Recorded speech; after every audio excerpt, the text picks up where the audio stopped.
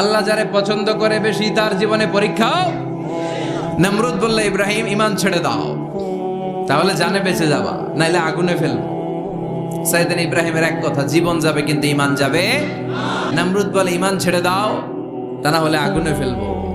সাইয়েদনা ইব্রাহিম বলে, জীবন যাবে কিন্তু ঈমান যাবে। তার মানে আগুনের পরীক্ষায় পাস। চিল্লায় বলেন, আগুনের পরীক্ষায়। পরীক্ষা নাম্বার 2, একটার পর একটা পরীক্ষা নিতে আল্লাহ শুরু করলেন। আল্লাহ বললেন, ইব্রাহিম যাও, কলিজার টুকরা সন্তানকে আর হাজারকে মক্কার ধুধু প্রান্তরে ফেলে দিয়ে আসো। ওখানে মানুষ নাই, প্রাণী নাই, জনমানব শূন্য, দেখি আমার কদ্দুর ভালোবাসো। বলতে দেরি, টু শব্দ নাই, মরুভূমিতে ফেলে দিয়ে আসলেন। তার মানে পরীক্ষা নাম্বার 2তেও, কথা বলেন, 2তেও।